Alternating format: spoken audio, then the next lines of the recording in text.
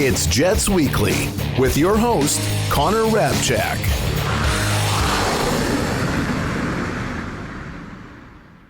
Hello everyone and welcome into another edition of Winnipeg Jets Weekly. My name is Hrabchak. The Winnipeg Jets only played 2 games this past week, but they remained the only undefeated team in the NHL with a record of 5-0. They defeated the San Jose Sharks and the Pittsburgh Penguins, honored Bryan Little this week, so I'm going to cover it all before previewing the upcoming schedule as the Jets now hit the road for a 3-game road trip. Let's start with that beatdown of the San Jose Sharks on Friday night, 8-3 inside Canada Life Center.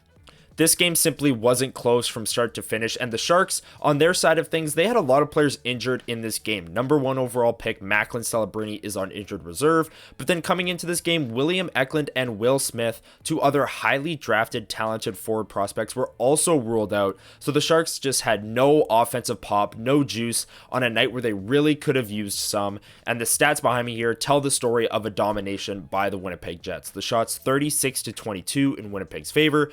The expected goals, Winnipeg more than doubled San Jose's total, 3.31 to 1.64, and the shot attempts 72-45 in the Jets' favor. I mentioned on the last episode how 70 shot attempts is a really good target and a really good threshold for the Jets to hit, and they hit it once again on this night, despite the fact that they were up 5-1 just 2 minutes into the second period. So this game got out of hand very quickly, but the Jets kept pressing, and a big reason for that was the power play. The Jets went 4 for 7 on the power play in this night, and coming out of this game, they were 7 for 14 on the season, which obviously is a 50% rate and was tops in the NHL. What a stark contrast from last year, where the Jets really had an up and down power play, depending on if Gabe Vilardi was in the lineup, if Sean Monahan was there down the stretch. But this year, they've come out of the gates flying, looking better, lots of puck and player movement, and it is resulting in a ton of success. They have 4 goals in this game, 2 came from the top unit and 2 came from the second unit. So it wasn't just the top unit getting it done.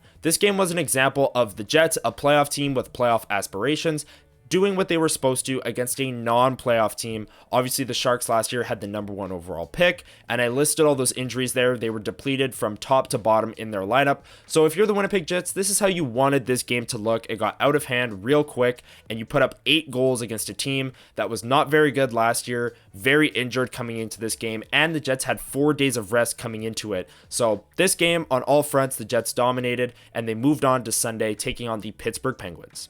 Now, before we talk about the Jets' win over the Penguins, let's talk about Bryan Little. The Jets organization honored him before the game on Sunday. Little spoke to the media and then came out onto the ice with the Winnipeg Jets in full gear, wearing his familiar number 18 in the Heritage uni. There's a photo there of him taking the ceremonial puck drop with Sidney Crosby, taking the opening lap as the team got announced and came out onto the ice. He led the team onto the ice. And then, of course, there was a tribute video and a long-standing ovation for one of the fan favorites from the original 2011 2.0 Winnipeg Jets. And obviously, he was there all the way through till the 2019-2020 season, where his career was unfortunately cut short. But a fan favorite all along, the original 1C for the Winnipeg Jets when they moved back. Bryan Little, a great pregame ceremony as he led the team onto the ice and took the ceremonial puck drop. Now, on the ice, I'd say that this was actually the most entertaining game the Winnipeg Jets have played this season. It was a back-and-forth affair. The Penguins went up 2-0. The Jets scored 3 unanswered goals. Then the Penguins tied it early in the third period. And then the Jets scored 3 unanswered once again late in the third period to ultimately win this one 6-3. The shots, 37-41, so a very high event game, one that the Jets don't typically play in. 4.52 expected goals to 5.04. Again, the Penguins with the slight edge there, but Eric Comrie was brilliant, coming up with 38 saves in this game. The shot attempts, the Penguins had 83, which is a ton of shot attempts, but only 41 made it to the net. A lot of block shots, a lot of sticks in lanes, and when the puck did get there, Eric Comrie made the save. 62 shot attempts for the Jets. 0 for 2 on the power play as the Penguins went 1 for 1, breaking the Winnipeg Jets' perfect penalty kill streak to begin the season. But like I said, a very entertaining game, a high event game. 6 different players on the Winnipeg Jets scored a goal, and no player had more than 2 points. That just goes to show how deep the Winnipeg Jets are, both up front and on the back end. They can win a game 6-3. They can win a game 2-1 like we saw last week. They can win a game 8-3 like they won on Friday night. But It's a team effort, no player with more than 2 points, lots of depth scoring in this game.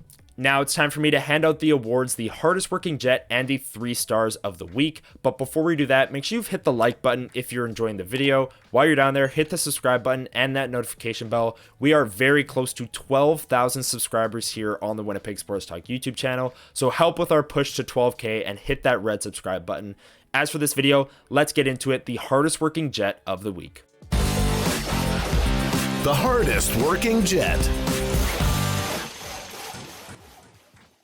Mason Appleton is my hardest working Jet of the week, and honestly, anyone from that line would be a great choice given their style of play, but all 3 of them scored in that Pittsburgh game. Nino got the empty netter, Adam Lowry got the game winner to put the Jets up 4-3, and Appleton scored to give them the insurance marker and make it 5-3. So they scored the 3 unanswered goals that gave the Jets the win. They dominated that third period, and it's in large part to their play style and how they wear opponents out, make talented players like Sidney Crosby play defense as they're cycling the puck in the offensive zone, physical, getting to the dirty areas in the crease. Lowry's the driver of it, but Appleton and Niederreiter are very, very capable on his wings, and I thought Mason Appleton had his hard hat on this week. He's my hardest working Jet of the week.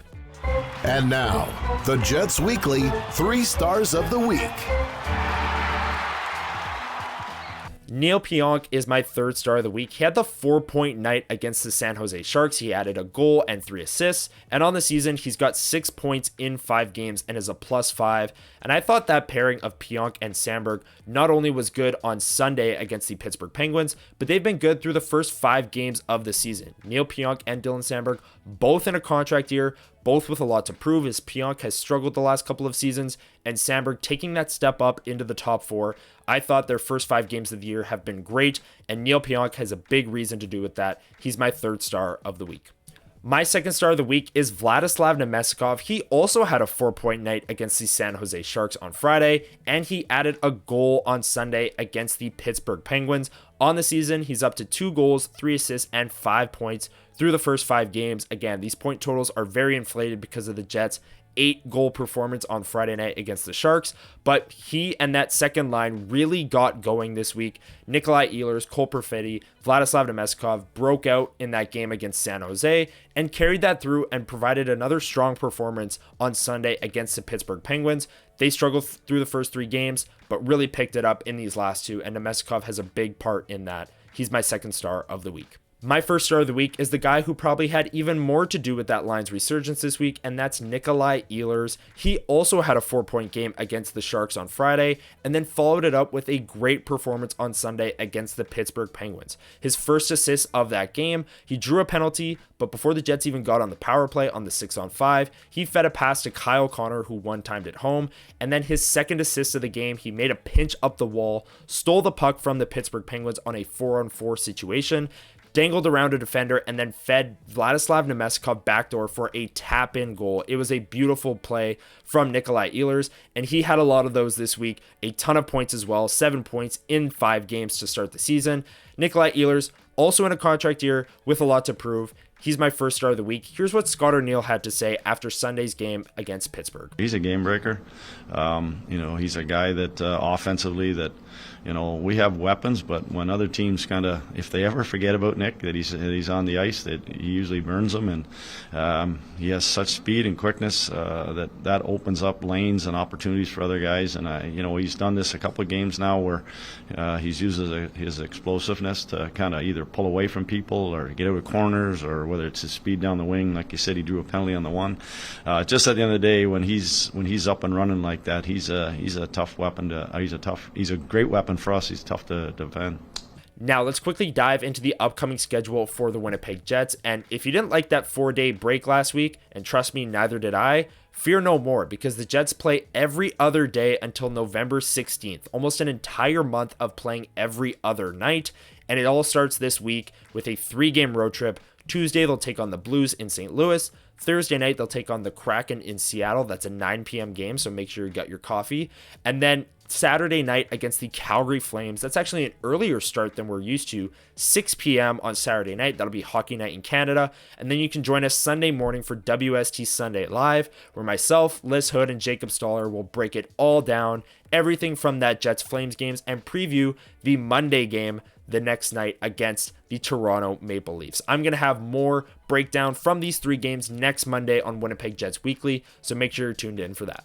That's going to do it for this edition of Winnipeg Jets Weekly. Thank you so much for making it all the way to the end of the video. If you enjoyed, hit that like button, help our push to 12K with the subscribers, hit that red subscribe button, and the notification bell so you don't miss all the great Jets content we've got on the channel as we are in full swing with the Winnipeg Jets regular season. Thank you so much for watching. Enjoy the games this week, and I'll see you all next Monday breaking it all down on Winnipeg Jets Weekly. Have a great week, everyone.